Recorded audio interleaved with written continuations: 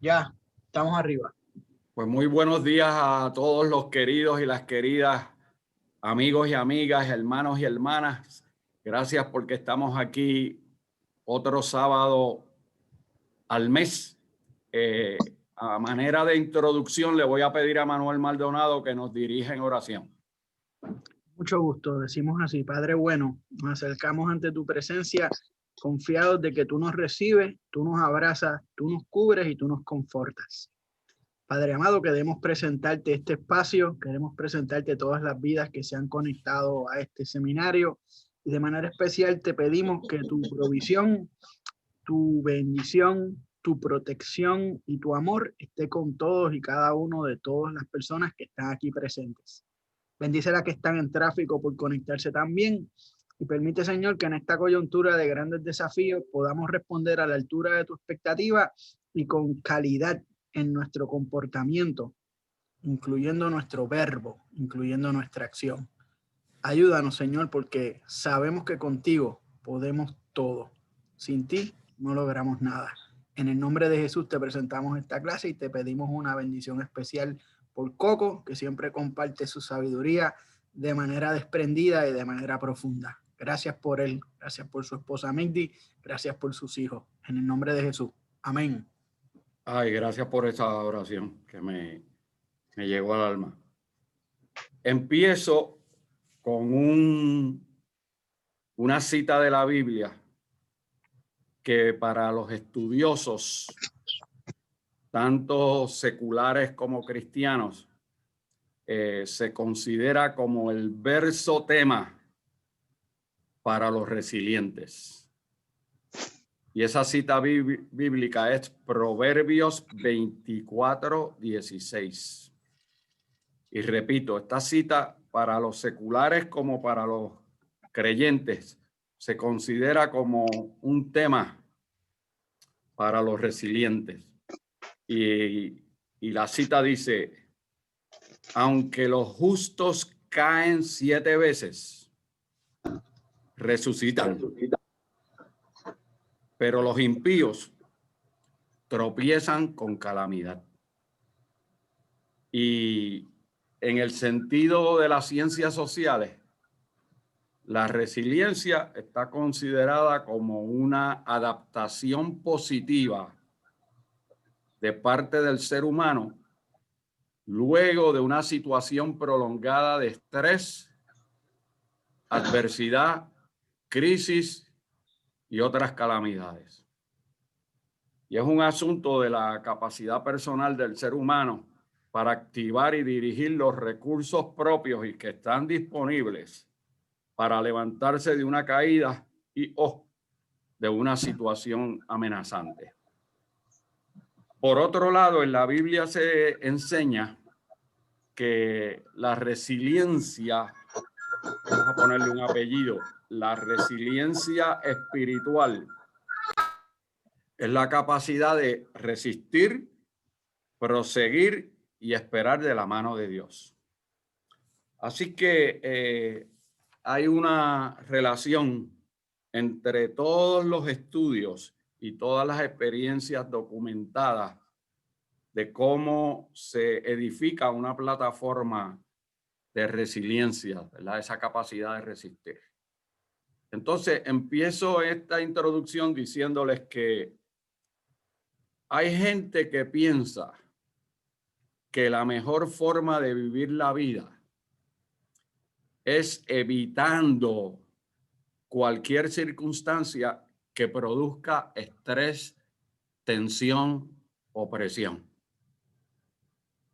Y estos seres humanos aspiran a que la vida siempre sea predecible, consistente, estable y tranquila.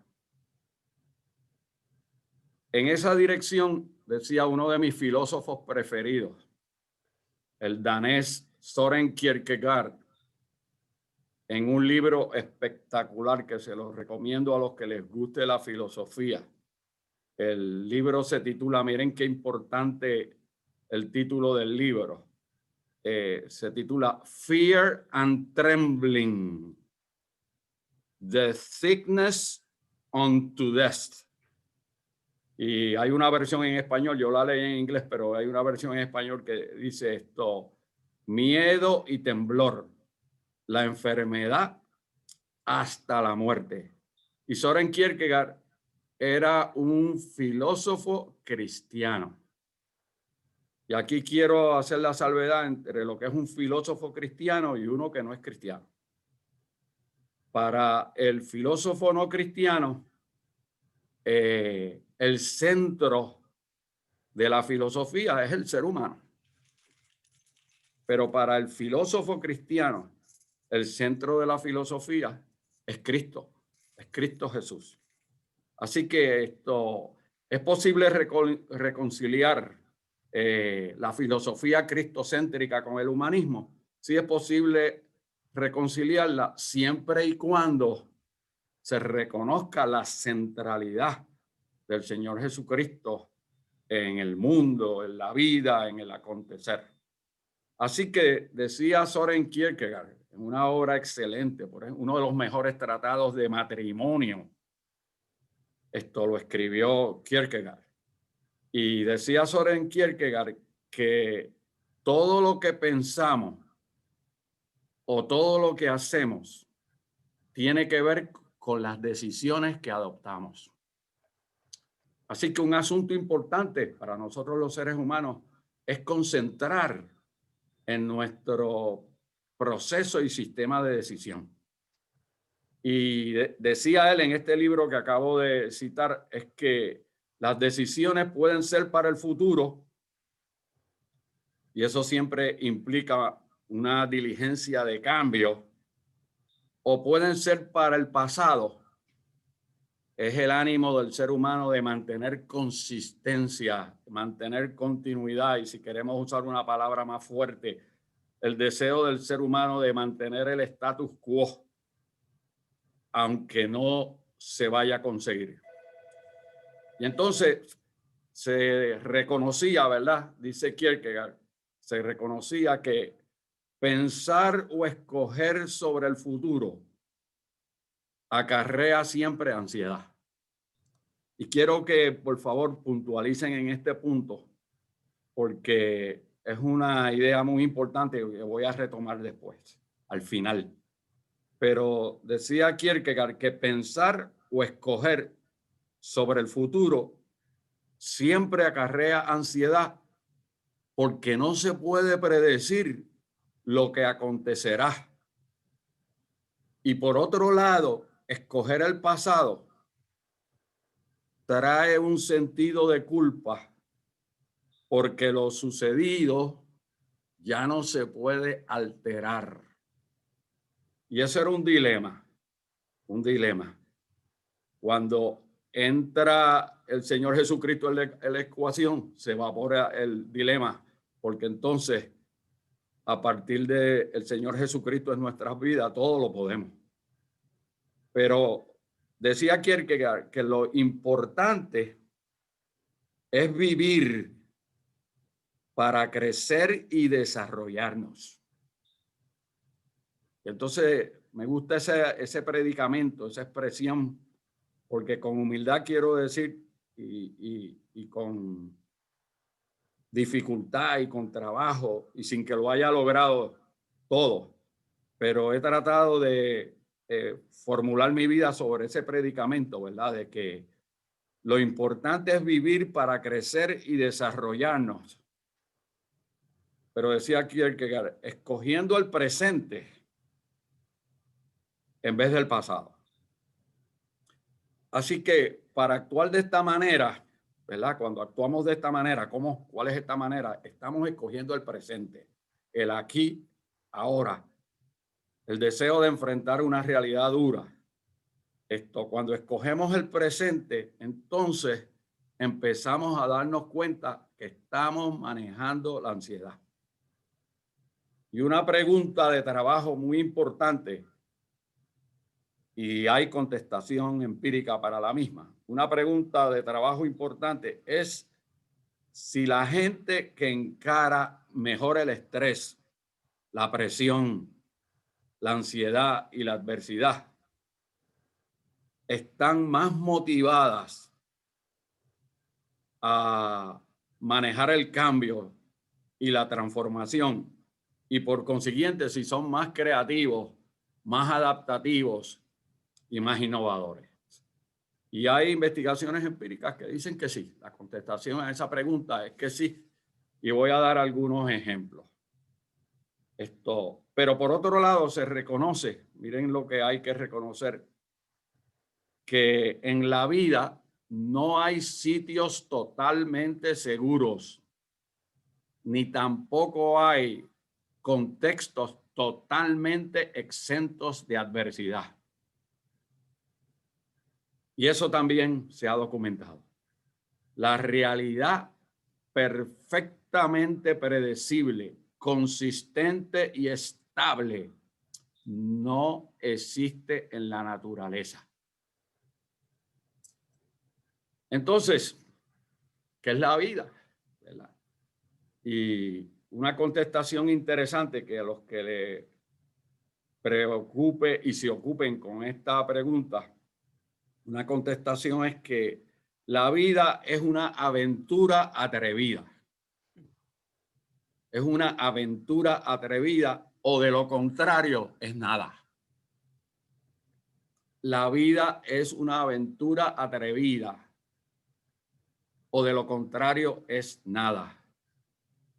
Y esto nos los dice, que les recomiendo este libro a los que sean lectores, esto nos los dice la famosa escritora, activista, y miren esto, la primera mujer ciega que logró un bachillerato, ¿verdad?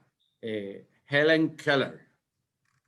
Y Helen Keller nos explica este planteamiento que estoy adelantando aquí en 2 libros extraordinarios. Ella escribió como 10 libros. Estamos hablando de una mujer ciega. Ella escribió estos 2 libros que han sido libros casi de mi cabecera a través del tiempo. El primero se titula La puerta abierta. La puerta abierta, y me encanta esa metáfora. Es una metáfora que también ha sido trabajada por otros autores, pero me encanta la metáfora de hay que abrir la puerta, hay que abrir la ventana. Yo tengo una fijación con esas 2 metáforas. Hay que abrir la puerta, hay que abrir la ventana. Pues el libro de Helen Keller espectacular se titula La puerta abierta. Y también el otro libro, miren cómo se titula, Optimismo.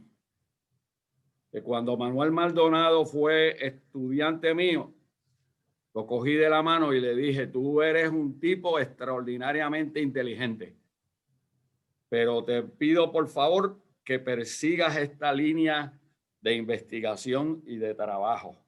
¿Cuál es esa línea? La psicología, la predisposición del optimismo, que es un hijo de la esperanza, que debe acompañar a todos los grandes hombres y las grandes mujeres en ruta al futuro. Pues los 2 libros de Helen Keller, de 10, extraordinarios, es La puerta abierta y el otro libro, Optimismo. Y voy en 3 o 4 oraciones a tratar de resumir estos 2 libros. Un planteamiento importante es que todo en la vida acarrea riesgo y adversidad, ¿verdad? Todo en la vida acarrea riesgo y adversidad.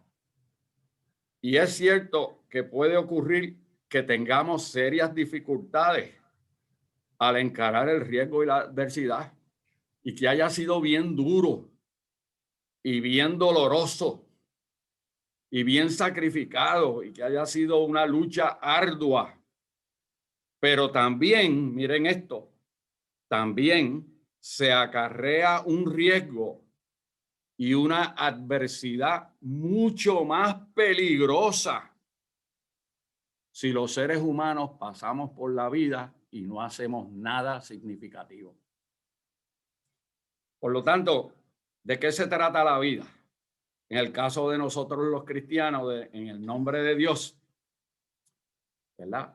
Tratar de hacer las cosas bien en el presente, encontrar nuestra misión y trabajar con nuestra misión y no soltar nuestra misión, aunque las circunstancias y los contextos sean bien difíciles. Así que con esto lo que quiero decir a manera de introducción, compañeros y compañeras, es que por eso es que la vida no se trata de un destino fatal, ¿verdad? Por eso el existencialismo y el nihilismo no tienen significado en el propósito de potencializar al ser humano para que pueda seguir con consistencia, con estamina y con tenacidad trabajando en su misión, en su propósito de vida. Y quiero enfatizar esta proposición porque esta proposición la hemos discutido a través de los 6 años que vamos a cumplir en este curso de liderazgo avanzado. Esto no se trata de un destino fatal, ¿verdad? Esto se trata, por el contrario, de enfrentar la adversidad y buscar la manera de producir los resultados y de capitalizar en las oportunidades de mejoramiento, cambio y transformación. Y aquí quiero decir algunas cosas rápidas, ¿verdad? Rápidas. Mientras menor sea el riesgo que emprendamos, escuchen bien esto, mientras menor sea el riesgo que emprendamos, mayores serán las posibilidades del fracaso. Porque si enfrentamos pocos riesgos, tendremos pocos resultados significativos. Y el éxito en la vida, de lo que se trata, en el caso de nosotros, en el nombre de Dios, tener resultados mayores. Y lo que quiere Dios para nosotros es que estemos siempre en continuo crecimiento y desarrollo. Por eso, en ruta al futuro, desde el presente, el desafío es cómo nos robustecemos y cómo aumentamos nuestra plataforma de resiliencia para poderle vivir a la vida su talla. Así que alguna conclusión que quiero hacer aquí para ir terminando esta parte. ¿De qué se trata entonces la vida? Se trata de mantenernos involucrados, de mantenernos en contacto con la gente y con el contexto. Cuando los seres humanos nos mantenemos involucrados, ¿dónde? En el presente, con la gente, en el contexto, va emergiendo la psicología del compromiso, que lo que quiere decir esta obligación la voy descubriendo y no la voy a dejar ir. Segundo, se trata también de seguir luchando para tener una influencia en los resultados que quiero alcanzar. Porque la consistencia en la lucha es directamente proporcional a la magnitud de los resultados que puedo alcanzar. Pero ¿dónde me tengo que mantener? Me tengo que mantener en la lucha. Y tercero, muy importante esta tercera dimensión, hay que aprender a crecer y a desarrollarnos constantemente, ¿verdad? Constantemente, tratando de manejar con efectividad el estrés, la tensión, la crisis, el trauma, el dolor y el sufrimiento. Y la promesa es que las actitudes de robustez y de fortaleza van a proveer el valor y la motivación para realizar el trabajo duro de convertir el estrés en una oportunidad para el crecimiento y desarrollo. Así que el otro día cuando alguien me preguntó en una de estos webinars, me preguntó esto, ¿y cómo usted se encuentra? Yo dije, pues me encuentro luchando, tratando de convertir esta coyuntura en una oportunidad y en una experiencia de crecimiento profundo y de desarrollo profundo. Pero para lograr ese resultado, hay que esforzarse y ser valiente. Y en una expresión pueblerina, ¿verdad? Lo que podemos decir es que lo que no te mata, si hemos podido sobrevivir, si nos los proponemos, nos debe hacer más fuertes. Así que después de una experiencia de huracanes, de temblores y de pandemia, si hemos tratado de aprender, crecer y desarrollarnos y de ayudar a otras personas, este componente es muy importante, de ayudar a otras personas y a otras comunidades, pues entonces nos vamos a sentir al final de la jornada, nos vamos a sentir más fuerte.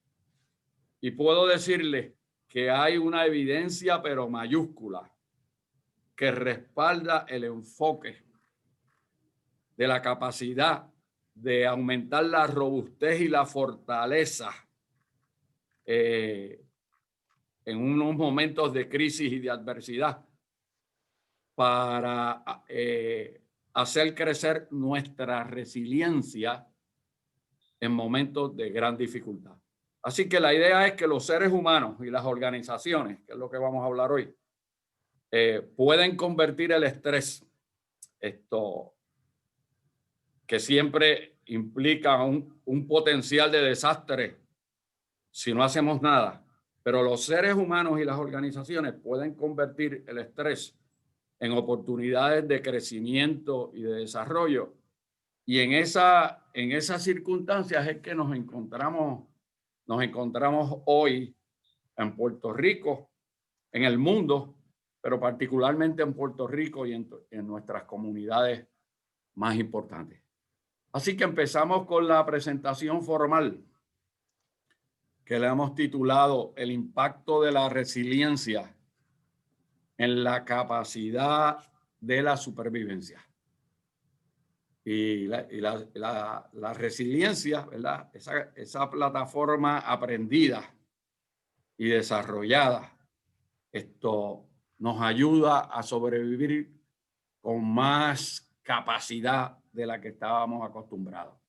La primera lámina es importante porque alude a 5 enfoques necesarios para desarrollar la resiliencia y están documentados.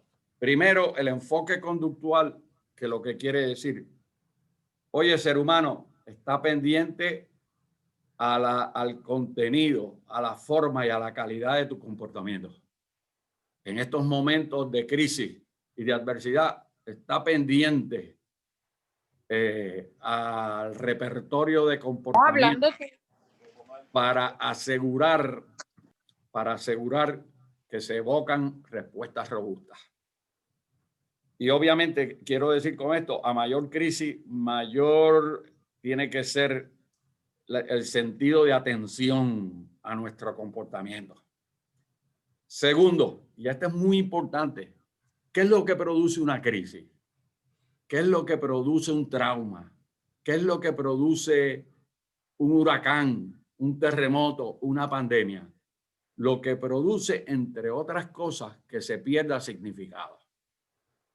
Eso quiere decir, significado es la razón de ser de las cosas a las que estábamos acostumbrados. Y hay que entender esto. ¿Qué es lo que le pasa al país? ¿Qué le pasa a la gente? ¿Qué le pasa a las organizaciones? ¿Qué le pasa a los seres humanos? Que su plataforma de significado ha sido trastocada dramáticamente. Oigan, y de aquí no se escapa nadie. Por lo tanto, ¿qué es lo que tenemos que hacer? Primero, explicar lo que está pasando y segundo, salir a fortalecer los fundamentos de significado que justifican nuestra vida, ¿verdad? Por eso es que el mensaje cristiano es tan poderoso porque cuando uno se da cuenta que el significado uno lo adquiere real, auténticamente, por la presencia del Señor Jesucristo en nuestras vidas, entonces vamos a estar más capacitados para enfrentar las rupturas y los disloques que esta coyuntura histórica ha producido en todos los países del mundo. El tercer enfoque importante es que la resiliencia, es decir, la capacidad de resistir y de rebotar, siempre nos invita a un proyecto de renovación. Y aquí es muy importante, ¿verdad? Las personas que estamos pasando por esta situación, que nos demos cuenta que sin querer o queriendo está emergiendo y se está cristalizando un proyecto de renovación. Y tenemos que advertir, o somos pasivos o somos activos en esta gestión, pero la realidad nueva sencillamente va a emerger. Así que, ¿de qué se trata? Se trata de reconocer los obstáculos que impiden el mejoramiento continuo, que son obstáculos del status quo y son obstáculos de la cultura de una realidad anterior. Y en la medida en que identificamos esos obstáculos, vamos a removerlos con el propósito de aprender de la experiencia y por consiguiente crecer, ¿verdad?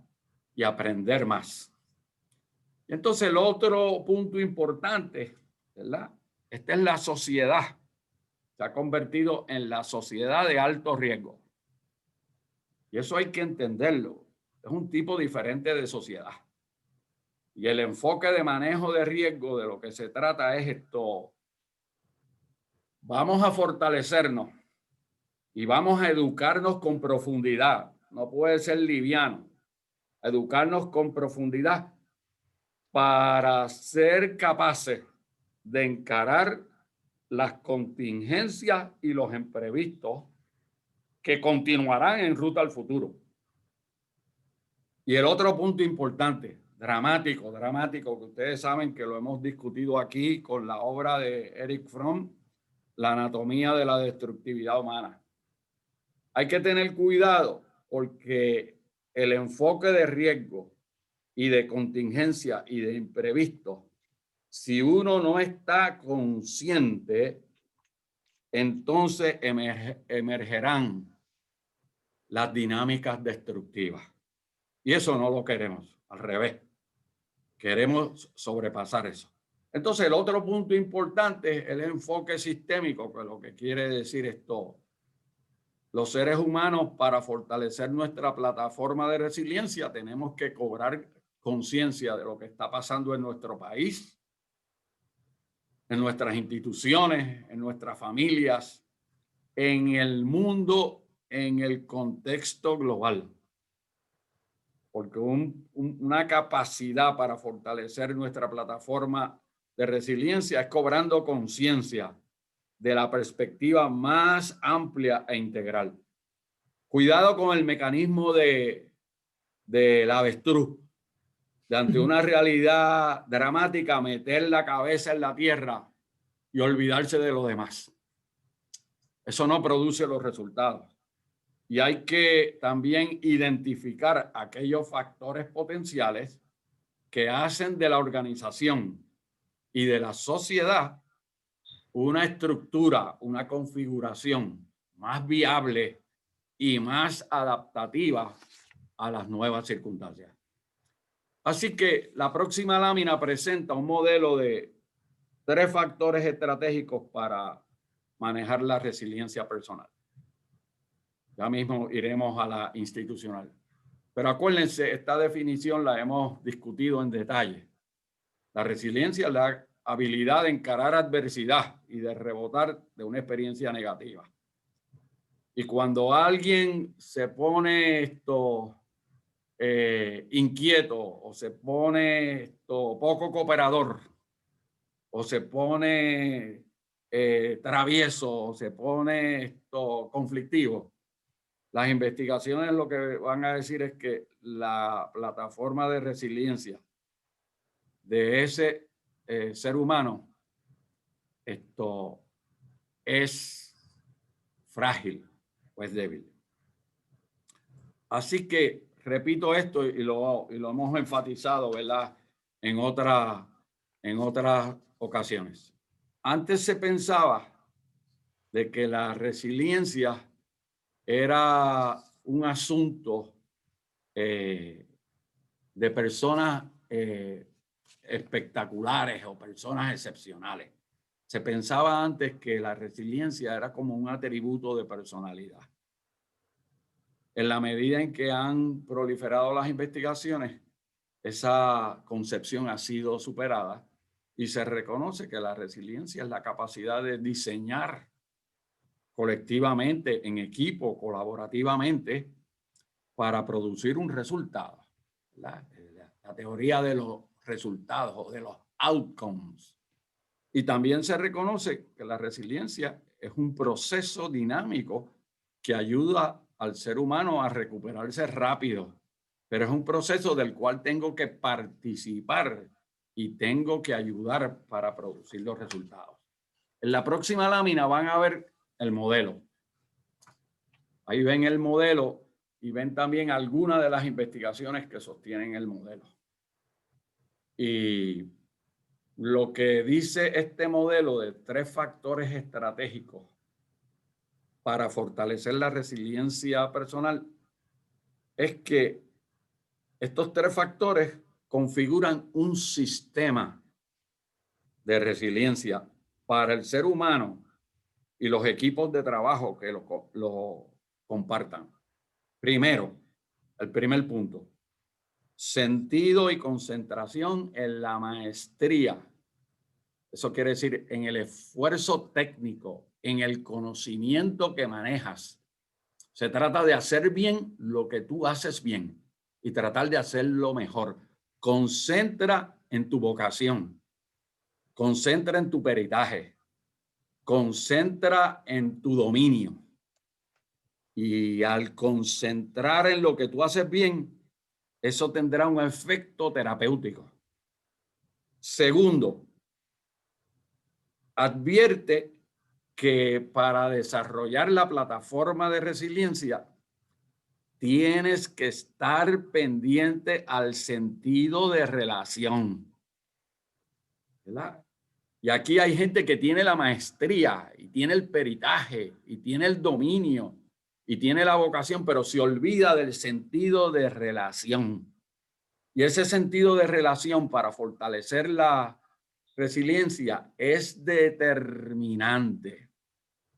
Y en tercer lugar, muy importante, hay que estar pendiente a cómo respondemos y cómo reaccionamos ante los estímulos que provocan nuestras emociones y que influyen en nuestro comportamiento y en nuestro modelo mental. Y esas 3 dimensiones son sencillas pero complejas y las quiero enfatizar. Concentra en tu oficio. Concentra en tu oficio y trata de fortalecer tu oficio. Y aborda tu oficio con respeto, con dignidad. Eso quiere decir elevando la capacidad de ejecución a través de tu oficio. Tercero, concentra en la calidad de tus relaciones y permite que todos los días de la vida la calidad de tus relaciones puedan aumentar, no disminuir. Y tercero, es muy importante estar pendiente a cómo uno reacciona y cómo uno responde a los estímulos del medio ambiente que activan nuestras emociones y por consiguiente nuestro comportamiento. En la medida en que uno integra esas 3 dimensiones en la vida cotidiana y las tiene presentes como criterios de decisión, entonces la plataforma personal de resiliencia aumenta y a largo plazo es posible ir poco a poco, incrementalmente, promoviendo la psicología del bienestar.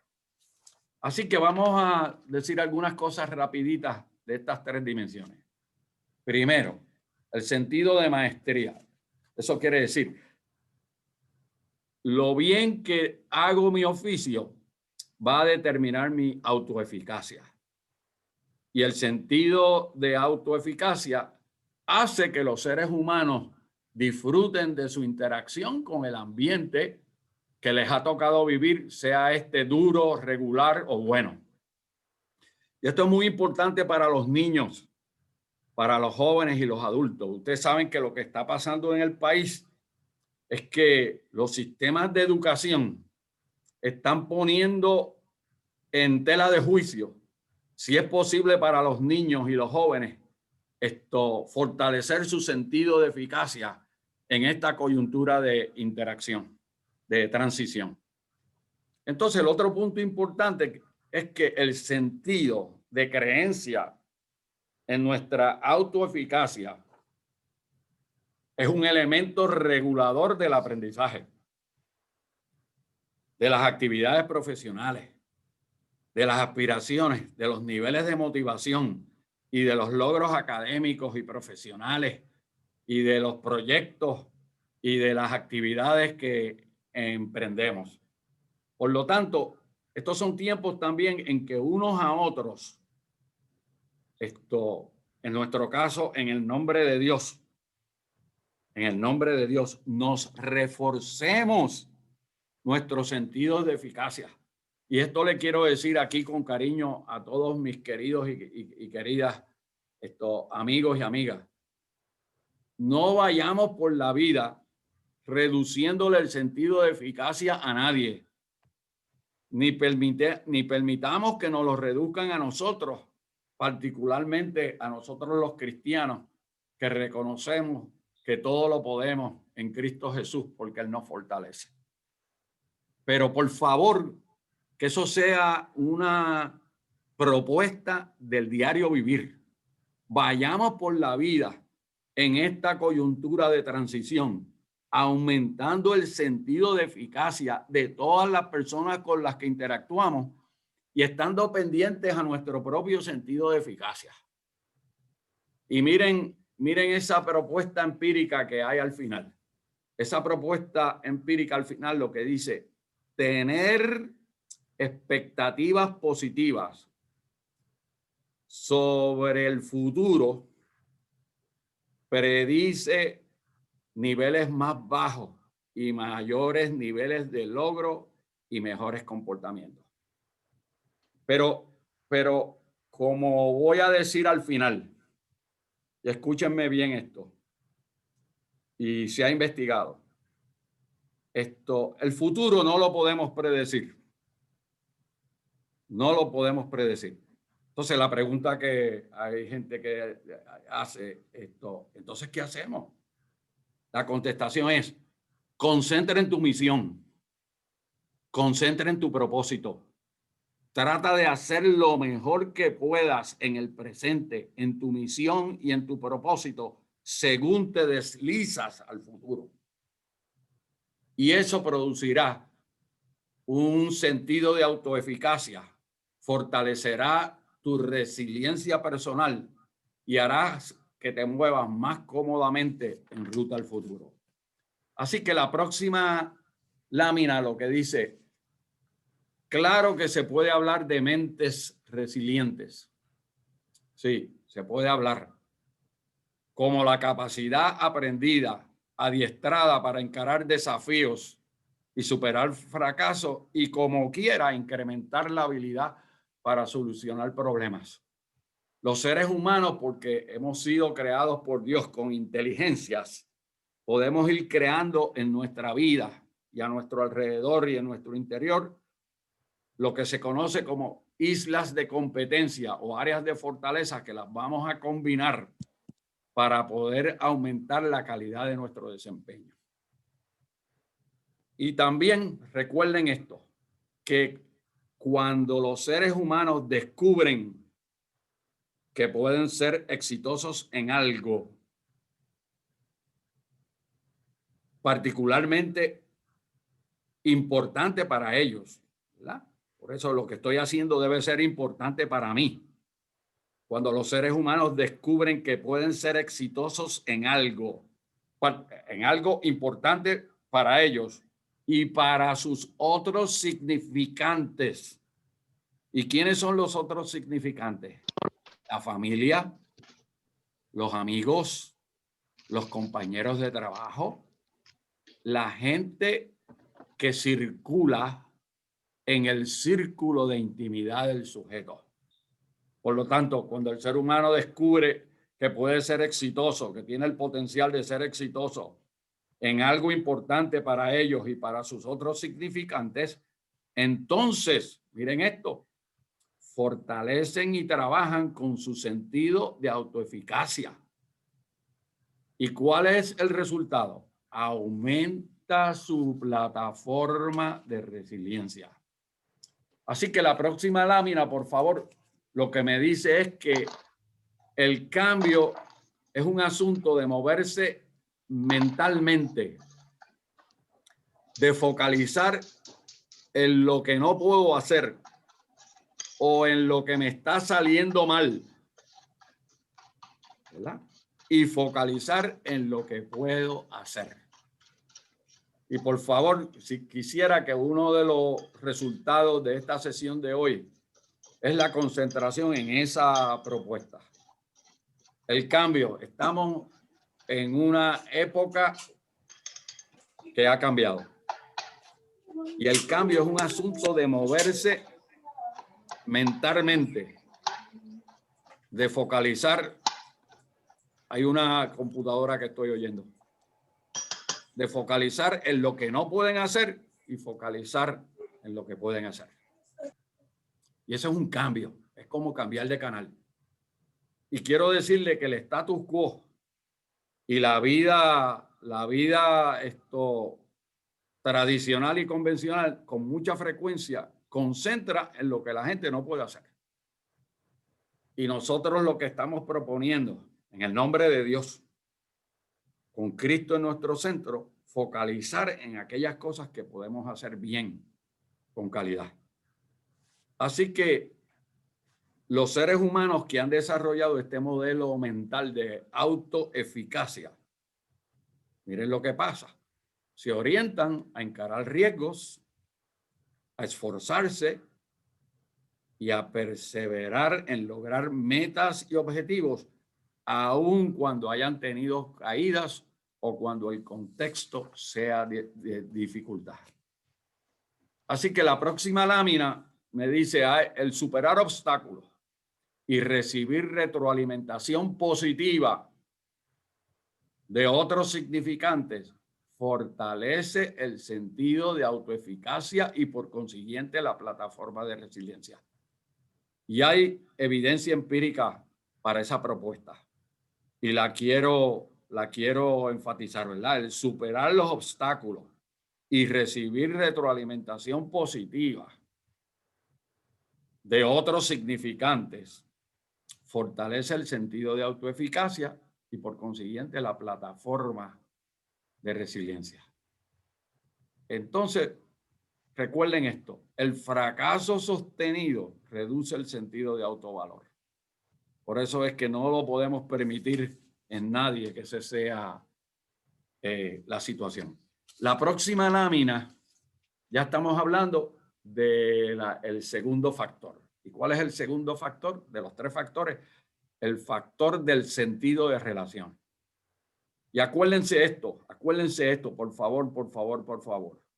Un postulado fundamentado es que la resiliencia descansa en la calidad de las relaciones. Santo Dios, santo, santo, santo. Esa es una propuesta sencilla, profunda, pero que a veces no se le presta atención. Y lo quiero decir, la resiliencia, la capacidad de resistir, descansa en la calidad de las relaciones. Por eso es que la presencia de una base, hay gente que me pregunta, ¿cuál es la base? La familia, los amigos, personas en mi círculo de intimidad. La presencia de una base o de una figura, escuchen esto, de vínculo seguro. ¿Qué quiere decir una figura de vínculo seguro? como me enseñaron mis estudiantes. Esto me lo enseñaron mis estudiantes. Cuando les preguntaba, ¿qué es para ustedes una figura de vínculo seguro? Y los estudiantes me contestaban, garantía de que no nos van a cañonear. Así que me gusta mucho esa definición de los estudiantes.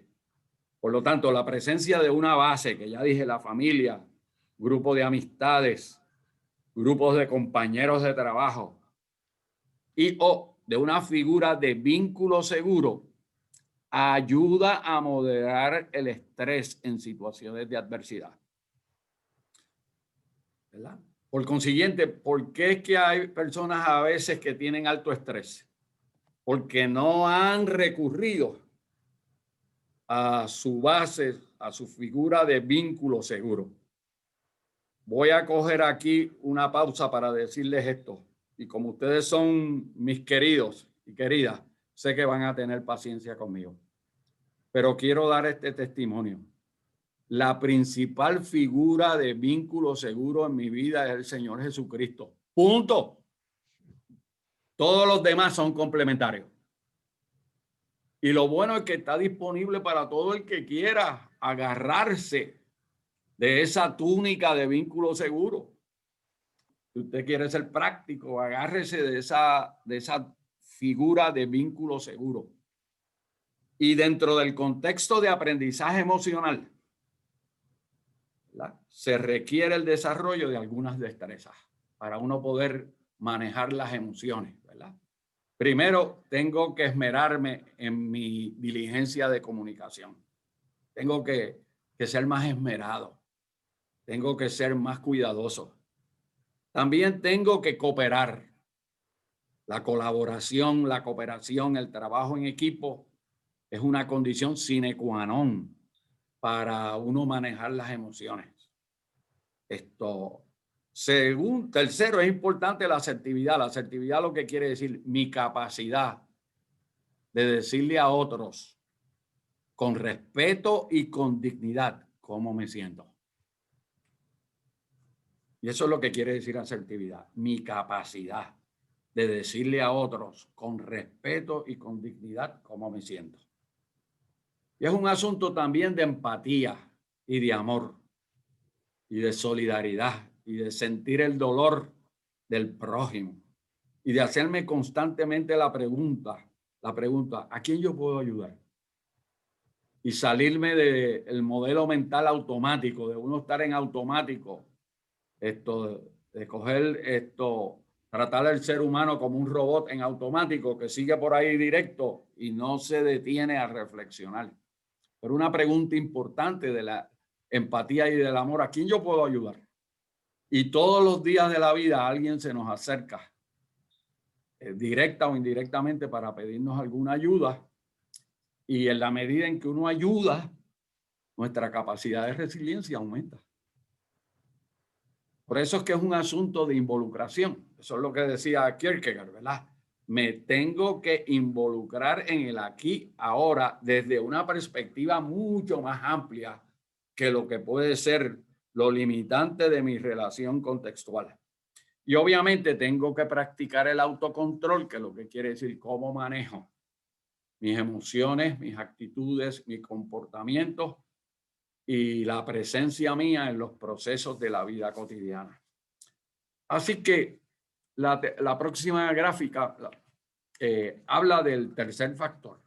El tercer factor es cómo reacciono emocionalmente, cómo respondo emocionalmente. Y recuerden aquí esto. Este asunto, este factor de la reactividad emocional, a veces me gusta decir, de la manera en que respondemos a los estímulos que activan nuestras emociones.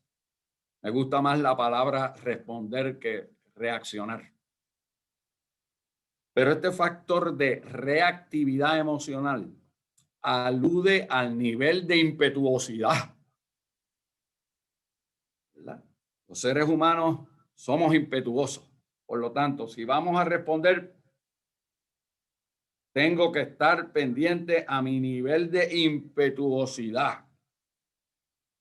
y o a mi nivel de tolerancia y de reacción ante una pregunta, un evento, una reunión, una circunstancia o cualquier contexto donde haya alguna dificultad, alguna tensión, alguna presión o alguna dinámica de adversidad. Entonces, un punto importante es que la regulación, la calibración y o el manejo de las emociones tiene que ver con la plataforma de resiliencia que tiene el ser humano. Por eso, si estamos en una reunión y uno de nosotros como que pierde la tabla, sepa que se ha reflejado algún punto frágil en la plataforma de resiliencia de ese sujeto, que puede ser cualquiera, empezando por mí. Y por último, ¿verdad? El desarrollar la resiliencia es un factor clave, porque sé que hay aquí en la audiencia hay distinguidos profesores y distinguidos profesionales y distinguidos académicos, y agradezco siempre su presencia porque la mera presencia hace que me esmere más. Y por eso quiero decir que el desarrollar la resiliencia es un factor clave en el desarrollo de una psicología positiva, que es un paradigma muy importante dentro de las ciencias sociales y la psicología en general. Y esto está relacionado, la psicología positiva está relacionado con la capacidad de crear y promover el bienestar integral del ser humano. Y ustedes saben que he tenido este constructivo vellón con ustedes y en las organizaciones, con nuestros clientes, con nuestros amigos, con toda la gente que interactuamos. Para la próxima sociedad, para la próxima generación, para el próximo país, ¿verdad? Tenemos que hacer un esfuerzo y decirle a la sociedad que es necesario promover una cultura, vamos a ponerle un apellido para ponerle picante a esto, una cultura puertorriqueña de bienestar integral del ser humano en este contexto en que vivimos. He tratado de ver en las lecturas que hago por ahí en estos tiempos de actividad política, si la palabra de bienestar integral ha salido en alguno de las propuestas o cosas que he leído. No lo he encontrado todavía. Pero eso quiere decir, todavía hay tiempo que nosotros salgamos con cariño, afecto y solidaridad, decirle a la gente, queremos promover el bienestar integral del ser humano en ruta al futuro. Así que la próxima lámina lo que dice, la meta es que además de estimular que los seres humanos puedan rebasar y manejar el estrés, que también puedan disfrutar de una vida saludable. Eso debe ser una meta de vida, el disfrutar de una vida saludable. Por eso es que la palabra de Dios está llena de mensajes sobre cómo el Señor Jesucristo quiere para nosotros una vida saludable. Y esto es un reto, le voy a decir por qué. Porque uno quiere una vida saludable en una sociedad que con mucha frecuencia no es saludable. Entonces es un reto, pero es un reto constructivo. Y por eso es que el propósito es cristalizar una psicología y un ambiente de bienestar. Así que la próxima lámina alude a las organizaciones. A las organizaciones. Ahora nos hemos movido del individuo a las organizaciones.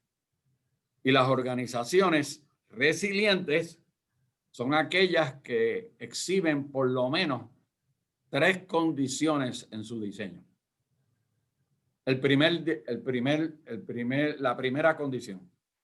Son organizaciones interesadas en estudiar, comprender y aceptar la realidad que les ha tocado vivir a esas estructuras. Pero fíjense la relación. Primero tengo que estudiar la realidad. Luego la comprendo. Y luego la acepto. Ya ustedes saben que hemos dicho aquí muchas veces, la aceptación no es igual a asimilación. La aceptación es, esto es lo que hay. Y con esto es que tengo que trabajar. Y en este contexto es que tengo que asegurar mi misión y mi propósito de vida. En eso es que me voy a aferrar. El segundo atributo para las organizaciones resilientes son principios y valores profundamente enclavados en la cultura organizacional. Y esos principios y valores deben proveer significado. Acuérdense que colateralmente hemos estado diciendo, y dijimos aquí al principio, que uno de los desafíos mayores que hemos estado encarando en esta coyuntura histórica es que hay un gran número de personas que se le ha trastocado su sentido de significado. Y nosotros tenemos que acercarnos a esas personas con ánimo de ayudar a fortalecer su sentido de significado. Y repito aquí, tengan paciencia conmigo, pero el sentido de significado se fortalece y se hace realidad si usted empieza reconociendo que todo lo podemos en el Señor Jesucristo. Eso nos da fuerza. Entonces, el tercer atributo muy importante de las organizaciones resilientes son aquellas que pueden improvisar. El propósito de la improvisación es adaptarse a realidades cambiantes. Y en la cultura anterior, como que la improvisación era como colateral, o era secundaria, porque se aspiraba en la cultura anterior a tenerlo todo robotizado. Pero cuando hay un cambio dramático en el ambiente que afecta a las instituciones, entonces, ¿quiénes son las organizaciones que van a sobrevivir, que van a resistir? Aquellas que pudieron improvisar con inteligencia y sabiduría. Y eso siempre implica planificar, percibir y reaccionar frente a las variaciones del contexto, interpretar los eventos y manejar la crisis, las contingencias, las complejidades, corregir los errores con prontitud y aprender de ellos porque se van a cometer errores. Y muy importante, demostrar prudencia, cognición frente a la realidad, sabiduría frente a la realidad y transformar esa realidad en oportunidades. Así que la próxima lámina me gusta mucho porque indica que el modelo de resiliencia alude a dos dimensiones importantes. Este es un modelo, se considera a sí mismo, se llama a sí mismo, el modelo de Resilience Community of Interest. Es un modelo de cómo se fortalece la resiliencia en las organizaciones. Y se conoce así el modelo Resilience Community of Interest. Y ese modelo lo que indica es que hay dos conductores de la resiliencia organizacional. Y acuérdense, amigos y amigas, que cuando hablamos de la familia, estamos hablando de una organización. Cuando hablamos del trabajo, estamos hablando de una organización. Cuando hablamos de la comunidad, estamos hablando de una organización compleja. Cuando hablamos de nuestras iglesias, estamos hablando de instituciones, de organizaciones. Así que este modelo de resiliencia indica que hay dos conductores de la resiliencia organizacional. Primero, los principios y los valores que imperan en la institución. ¿Por qué? Porque los principios y los valores determinan la cultura y por consiguiente establecen el compromiso la confianza y la alineación interna de proyectos en un terreno común, en un propósito común.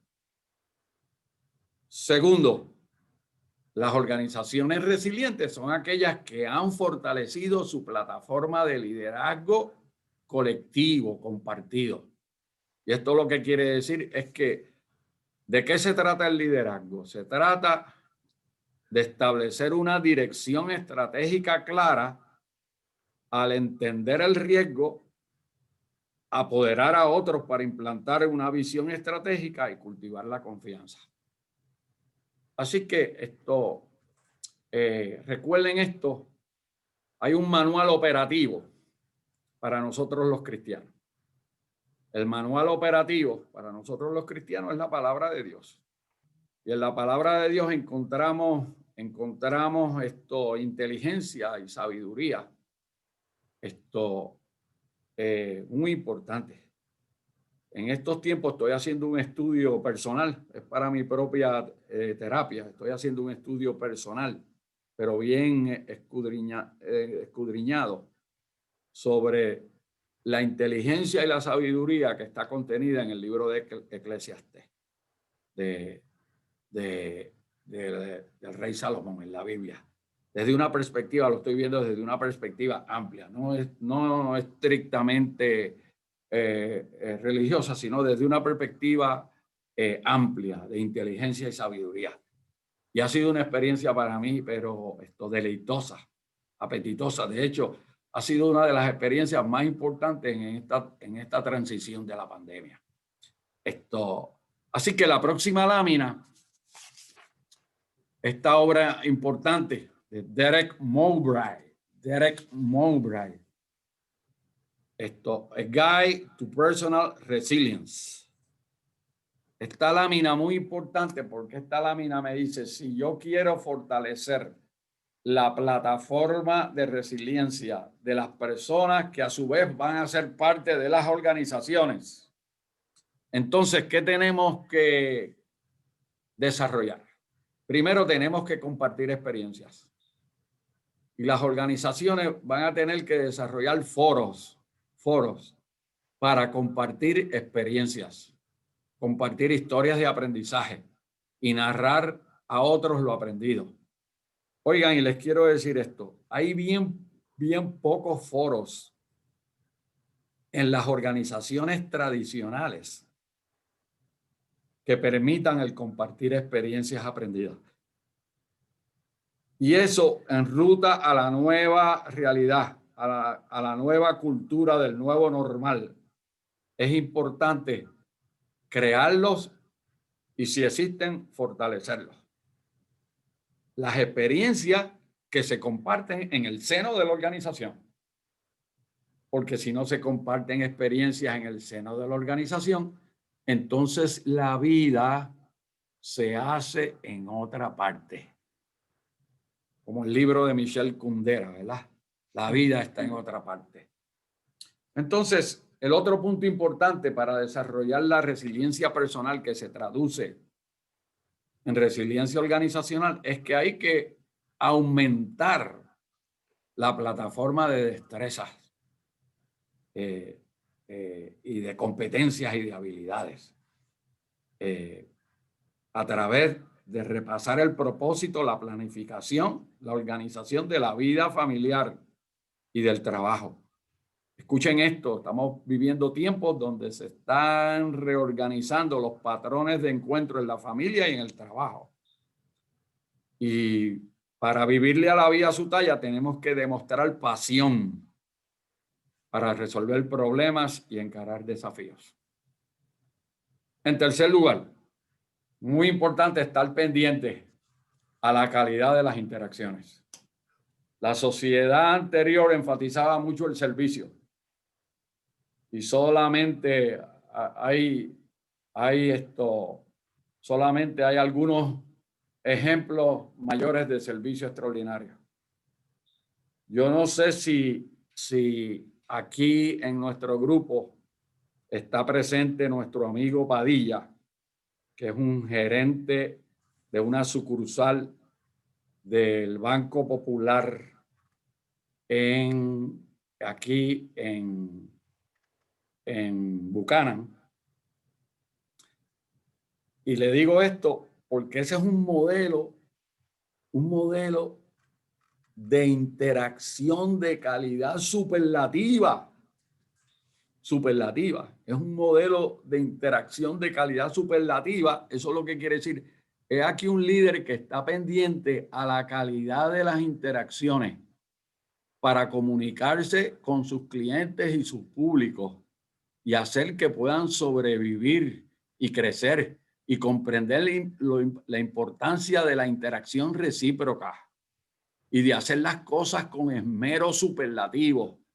Y de personalmente, porque es el caso de él, Padilla es el caso de él, de lograr involucración para asegurar que se le ayuda a las personas. ¿Por qué doy este ejemplo? Porque hay un ejemplo humilde pero dramático de que es posible crear una nueva realidad en las organizaciones con plataformas sólidas de resiliencia. El otro elemento importante son las relaciones, ¿verdad? Ya le hemos dicho, ¿verdad? Las relaciones son importantes en todo tipo de transacción, interacción, transformación y adaptación del ser humano. Y finalmente, la resiliencia tiene que ver con la capacidad de fortalecer el capital humano. Y en la actualidad hay muchas organizaciones que han hecho un esfuerzo dramático por mantener y fortalecer su capital humano. Y en esta medida han mantenido la plataforma de conocimientos, experiencias y sabiduría y han tratado de fortalecer el sentido de valía y de estima y de confianza de ese capital humano dentro de las organizaciones. Recuerden lo que dijimos al principio. Si queremos aumentar la resiliencia de las organizaciones, tenemos que fortalecer el sentido de autoeficacia de la gente que trabaja en esas organizaciones, ¿verdad? Y obviamente esto tiene unas dimensiones económicas, culturales, sentimentales y sobre todo espirituales que rodean al ser humano. Así que la fórmula de los equipos resilientes. ¿Por qué? Porque los equipos están dentro de las organizaciones. ¿Y cómo se desarrolla un equipo resiliente? Compartiendo la confianza entre los participantes en ese equipo. Si hay suspicacia con los miembros del equipo, no se va a desarrollar la resiliencia en el equipo. Y hay otros observando, y si hay otros observando y ven que no hay confianza con alguno de los miembros del equipo, hay otros miembros del equipo que pueden decir eso me puede pasar a mí. Por eso, si queremos aumentar la resiliencia del equipo, tenemos que atrevernos, arriesgarnos a la confianza mutua entre los participantes en ese equipo. Cuando hay confianza, entonces se pueden establecer y exigir requisitos de normas sociales para todos los participantes en ese equipo. Tercero, muy importante la participación en el equipo, que el equipo tenga voz en los contextos de trabajo y obviamente muy importante estar pendiente a las redes sociales con las que esos equipos se vinculan y se relacionan. Y para edificar equipos resilientes, acuérdense lo que hay que hacer. Para edificar equipos resilientes. Primero, hay que asegurar que se cuenta con el apoyo de los líderes. Estos son tiempos para que los líderes apoyen a sus equipos, a su capital humano. Segundo, hay que desarrollar la confianza. Y la confianza se desarrolla y se practica. Hay que superar la xenofobia. Hay que asegurar el valor del respeto. Y hay que realizar a veces ajustes necesarios en nuestros comportamientos y nuestros estilos. Y finalmente, hay que mantener una buena comunicación. Así que hay algunos factores que destruyen la resiliencia de los equipos. Y esos factores, Manuel, esta transparencia no me la quites por un rato. Ok. Estos factores que destruyen la resiliencia de los equipos son los siguientes y están investigados. Son empíricos. Un equipo que enfrenta conflictos constantes se va debilitando su resiliencia. Un equipo que tiene que encarar rupturas dolorosas de relaciones también se va fragilizando su resiliencia. Un equipo que se hace preso de estigmas, estereotipos y prejuicios debilita su resiliencia. De hecho, estos son tiempos de liberarnos de los estigmas y de los estereotipos y prejuicios y salir a crear una nueva realidad con una mente limpia en Cristo Jesús. Porque solamente en Cristo Jesús es que se limpia la mente. Si no tenemos a Cristo Jesús, entonces siempre está el modelo mental de la suspicacia, de la cautela, de quieto al pescado, de lo que hay que hacer. Entonces, estos son tiempos también de superar líderes frágiles y hay que salir a construir los líderes fortalecidos. Acuérdense que el liderazgo, más que un atributo de personalidad, es el resultado de un proceso de aprendizaje y de conocimiento y de educación y de sabiduría. Y entonces los equipos que no tienen un buen sistema de comunicación formal e informal también se debilitan. Así que quiero terminar, y esto es quizás la parte más importante. Quiero terminar diciendo esto. Pienso que le va a gustar a mis amigos y amigas. La resiliencia es la norma bíblica para los cristianos. ¿Qué quiere decir esto? Que en el nombre de Dios, todos los cristianos tenemos que demostrar resiliencia. Y quiero decir también que la palabra de Dios hace muchas recomendaciones de resiliencia, ¿verdad? Para que los cristianos sigamos hacia adelante. Saulo de Tarso, que después se convirtió en el gran Pablo del Nuevo Testamento por transformación del Señor Jesucristo. Saulo de Tarso fue testigo de la muerte de Esteban, el primer mártir formal cristiano. Y hay unos versos ahí en la palabra de Dios que dice que Pablo, que antes era Saulo de Tarso, se impresionó muchísimo, se quedó consternado y jamaqueado por la resiliencia de Esteban. Y la Biblia está lleno de ejemplos de resiliencia, ¿verdad? Moisés, moviendo a un pueblo en la empresa de movimiento humana más grande probablemente de la historia. David, dramáticamente, ¿verdad? Daniel, el mismo Pablo que veremos ahorita. Pero en Filipenses 3, 13 al 15, está hablando Pablo, uno de los hombres más resilientes documentados en la Biblia. Pablo dice: hermano, yo mismo no pretendo haberlo alcanzado. A mí me gusta esa frase porque yo me identifico con esa frase. Yo a veces digo, wow, hay muchas cosas que no he logrado. Pero una cosa hago, dice Pablo, olvidando ciertamente lo que queda atrás y extendiéndome a lo que está por delante del presente, me muevo con la misión y el propósito a lo que está por delante. Miren qué importante este verso, porque tiene mucha sabiduría y nos dice dónde está la terapia.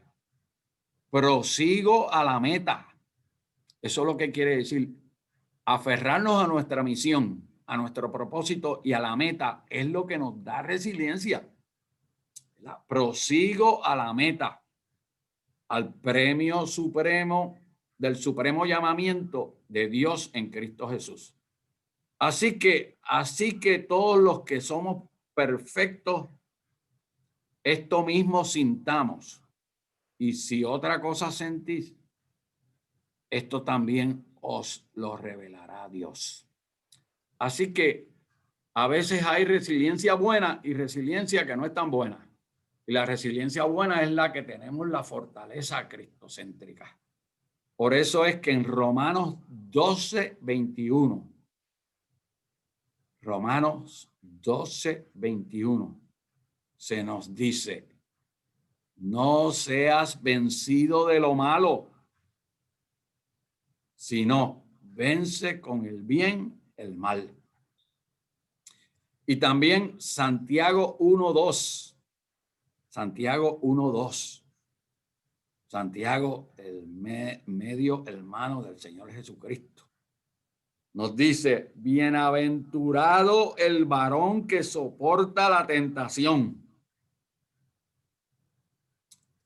porque cuando haya resistido la prueba, eso quiere decir cuando haya demostrado su resiliencia, recibirá la corona de vida que Dios ha prometido a los que le aman. Por eso quiero decir, ya casi terminando, Proverbios 24:16, para muchos es el verso tema para los resilientes. Y la vuelvo a repetir para ir cerrando el círculo de cómo empecé. Aunque los justos caen 7 veces, resucitan, pero los impíos tropiezan con calamidad. Y aquí quiero decirles esto que les va a gustar. Pablo, San Pablo, en el Nuevo Testamento, una de las figuras de mayor prominencia en el Nuevo Testamento y en toda la palabra de Dios, ¿verdad? Mostró una capacidad de resiliencia mayúscula después de su encuentro con el Señor Jesucristo. Y ese encuentro le cambió la vida y está documentado en Hechos 9, el capítulo de Hechos 9. Y cuando Pablo se transformó, miren la transformación, de fariseo religioso a cristiano radical, a cristiano enamorado del Señor Jesucristo. Cuando Pablo se transformó de fariseo religioso a cristiano radical, muchos no estaban contentos con su mensaje. Y por consiguiente, miren todas las cosas que le hicieron. Fue golpeado, fue apedreado, fue criticado, fue encarcelado y casi lo asesinan muchas veces dentro de su carrera y de su vida. Esto se puede documentar en 2 Corintios 11, del 24 al 27. Pero hay un incidente que quiero compartir con ustedes. Hay un incidente que muestra la plataforma resiliente cristiana de Pablo cuando en Listra, una ciudad en Asia Menor, fue apedreado dramáticamente, fue arrestado y fue arrastrado fuera de la ciudad y fue dado por muerto. Pero cuando sus enemigos se fueron, Pablo simplemente se levantó y regresó a la ciudad. ¿Por qué regresó a la ciudad? Porque esa era su misión, su propósito y su meta. Y sus esfuerzos misioneros continuaron sin cesar. Así que la resiliencia nos permite, escuchen esto, no ser desanimados de nuestra misión. No ser desanimados de nuestra misión, independientemente de la oposición, el obstáculo y la adversidad. Y ya les mencioné el caso de Pablo, el caso de Esteban, el caso de Daniel, pero miren el caso de Job. En la palabra de Dios hay unas figuras como que no se dice nada negativo de ellos. Uno era Esteban, otro era Daniel, otro era Job. Y yo incluiría en esa lista también a Habacuc. Entonces son personas que usted no encuentra una oración en la palabra de Dios que pueda tener un contenido negativo. Y me llama mucho la atención eso. Y he leído esto con sumo cuidado, he ido para atrás y para adelante a ver si estoy leyendo bien o estoy despistado. Y en el caso de Job, es probablemente uno de los ejemplos, es un case study de lo que es una psicología de resiliencia dramática en Cristo Jesús. Él demostró una gran resiliencia y miren lo que pasó. Porque demostró esa resiliencia, Dios lo honró dramáticamente por ello. Así que después de perderlo todo, esto no fue que se quedó con una casita o se quedó con una casa de campaña, sencillamente lo perdió todo. Y estaba en una condición más dramática que un huracán, que un terremoto o una pandemia. Lo perdió todo. Estaba pelado después de haber gozado de mucha prosperidad. Sin embargo, se negó a maldecir al Señor y también se negó dramáticamente a rendirse. A veces yo he dicho, me he cogido pensando, me hubiera gustado conocer a este tipo, mano. Porque se negó a rendirse. Y en todo esto, Job no pecó nunca, acusando a Dios de hacer algo malo. Solo podemos ver en Job 1:22. Nunca pecó acusando a Dios de hacer algo malo. Y más tarde, cuando el sufrimiento se intensificó y la esposa de Job le aconseja maldecir a Dios y que se entregue a morir. ¿Verdad? Job 2, versículo 9. Pero él ni siquiera consideraría tal recomendación. Y a pesar de su sufrimiento, que mucha gente dice de los mayores sufrimientos codificados en la palabra de Dios, a pesar de su sufrimiento, Job sabía que Dios estaba en control. Y esa es la ventaja espiritual y divina de nosotros los cristianos. Eso es una ventaja. ¿Cuál es la ventaja? Nosotros sabemos que Dios está en control. Y esto es lo que ayudaba a Job a mantener la capacidad de recuperación en lugar de rendirse a la derrota. Y he leído esto, quiero decirle, cientos, casi podría decir miles de veces. Pero para ser recatado voy a decir, lo he leído cientos de veces. Y siempre lo he leído con la actitud de deja ver que uno se puede copiar aquí, ¿verdad? ¿Y qué es lo que encontré? Después de una lectura de cientos de veces, que su fe resultó en resiliencia. ¿Qué es lo que le dio la resiliencia? La fe. Por eso es que la relación es fe, oración, para fortalecer la plataforma de resiliencia, que es lo que me permite encarar situaciones difíciles. Y el punto importante aquí es que la fe desafía a hacer algo y a mantenerse firme sin importar las consecuencias que todavía no puedo anticipar, ni puedo prevenir, ni puedo codificar. Y entonces el punto que quiero compartir con ustedes es que el creyente en el Señor Jesucristo es sostenido por el poder de Dios y por lo tanto es divinamente resiliente, y esa es la plataforma de resiliencia más poderosa y más perfecta que hay. Y entonces un versículo que he compartido primero con el pastor Moisés Román.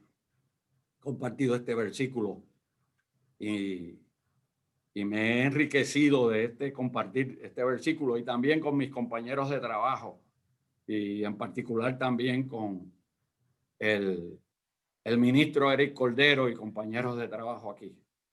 Este versículo lo he compartido mucho. Yo creo que también es como si fuera una profecía para Puerto Rico.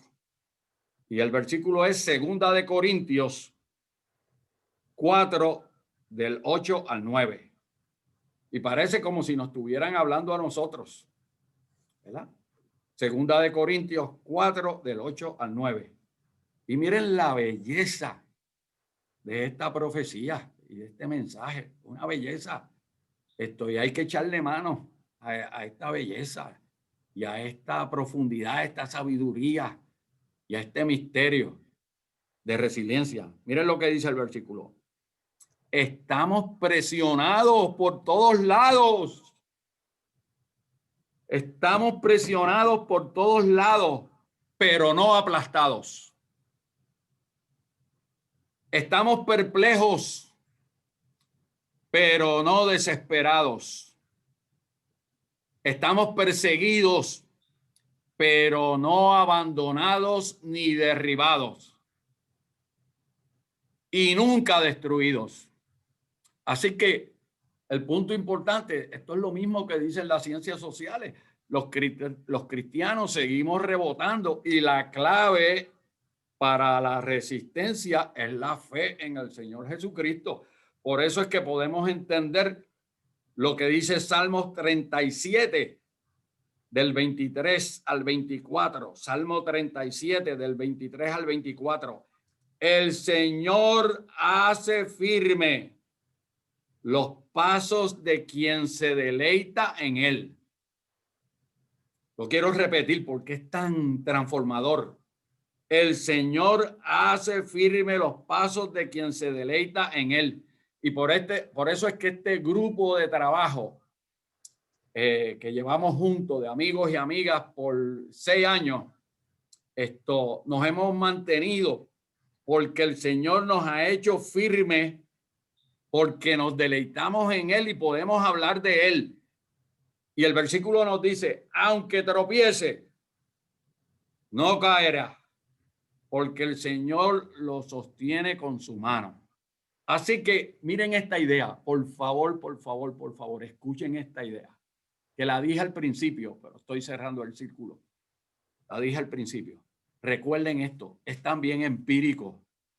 Un enemigo de la resiliencia es la suposición incorrecta de que sabemos cómo terminarán las cosas. Y esto se ha estudiado, de hecho, el pesimismo, la melancolía, la lamentación, la quejosidad, en muchas ocasiones tiene de origen la suposición incorrecta de que sabemos cómo terminarán las cosas. Así que lo que hemos dicho hoy, ¿dónde está nuestra fortaleza de resiliencia? Amarrarnos de nuestra misión, de nuestra meta, de nuestro trabajo, de nuestras relaciones y de la manera como respondemos a los estímulos del medio ambiente. Y cuando una cosa parezca que está fuera de control, cuando las cosas parecen que están fuera del control, algunos hablan del final de la historia. Fukuyama y entre otros. Y ante la misma situación, los cristianos decimos como Proverbios 3:5. Ante la misma situación, cuando las cosas parecen fuera de control, Hay gente que habla del final de la historia o del fin del mundo, y nosotros los cristianos decimos, como aparece en Proverbios 3:15. Proverbios 3:15 también, 3:5, Proverbios 3:5. Les recomiendo a todos los que sean lectores, léanse con cuidado el libro de Proverbios. Oigan, les aseguro que les va a encantar.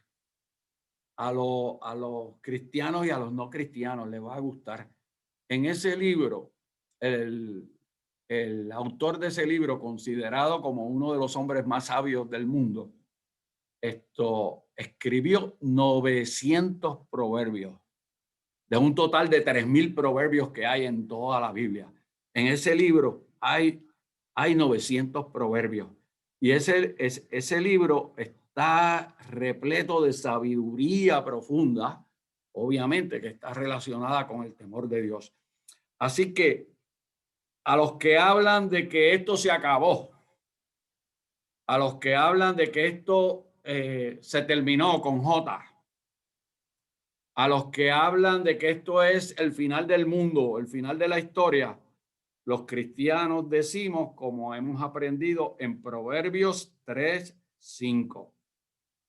Y miren lo que dice: fíate en Jehová de todo corazón, de verdad, con profundidad, con autenticidad, con energía, con emoción, con enardecimiento. Fíate en Jehová de todo corazón y no te apoyes en tu propia prudencia. Eso hay que hacerlo. Y lo otro que hay que hacerlo, reconócelo en todos tus caminos. Y el reconocimiento tiene que ser interno y externo. Y esto nos va a dar una enorme y profunda resiliencia para encarar cualquier reto de la vida. Muchas gracias. Que Dios los bendiga. Reciban mi afecto, mi amor, mi solidaridad. Gracias por estar presentes, 64 personas en este sábado. Gracias por estar presentes. Recibirán el material para que lo utilicen con su familia, sus amigos y sus compañeros. Y quiero terminar yo mismo en esta ocasión dándole gracias a Dios y decirle: Señor, Señor, Señor, clamamos a ti y te decimos, aquí estamos, Señor, con humildad y con torpeza. Hemos querido hacer lo mejor posible de nuestro trabajo para poder honrarte y glorificarte. Recíbenos a todos los que estamos aquí conectados. Recibe a todas las familias y a todas las instituciones y organizaciones de trabajo que están conectadas aquí a través de las personas con las que ellos están vinculados. Fortalece este conglomerado de seres humanos y de instituciones y de familias. Señor, Señor, Señor, te pedimos lo mejor de bendiciones para este núcleo y esta red que estamos conectados, un ánimo de hacer algo constructivo, de edificar y de sembrar campos de claridades en tu nombre, solamente en tu nombre. Ayúdanos a siempre estar aferrados a ti. Y hoy mismo declaramos que eso es lo que queremos. Y perdónanos si algunas veces nos despistamos, pero regresamos nuevamente a ti, porque tú eres nuestra misión, nuestra meta, nuestro propósito de vida. En el nombre del Padre, del Hijo y del Espíritu Santo. Amén. Así que